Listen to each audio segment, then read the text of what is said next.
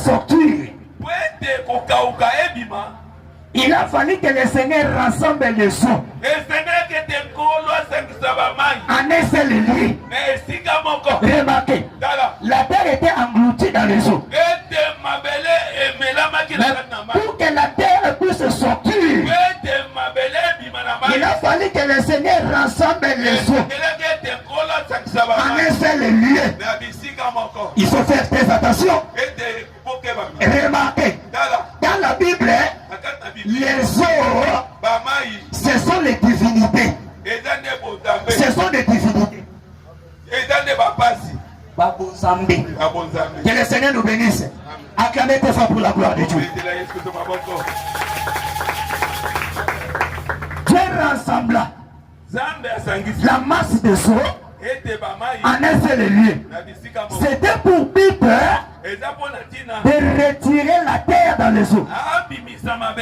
Cela veut dire pour que la terre puisse sortir, fasse sa montée,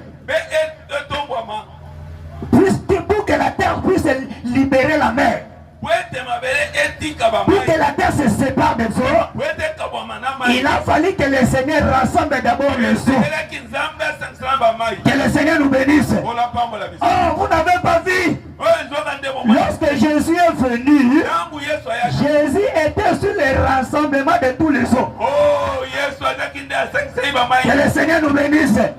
Jésus était le rassemblement de tous les eaux pour que la terre puisse sortir. La terre dont tu es question, c'est l'église qui était envahie dans l'empire du péché.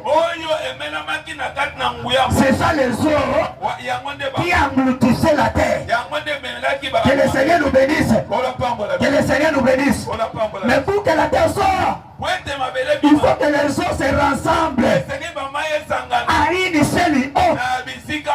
À une seule eau. C'est ça le corps de Jésus. En Jésus, c'est toute la plénitude de la divinité.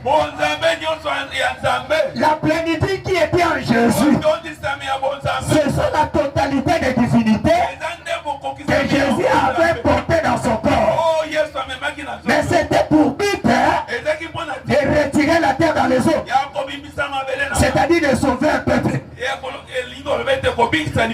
Quand Jésus était venu, il avait réuni toutes les divinités en lui. Voilà pourquoi on pouvait l'appeler Jean-Baptiste.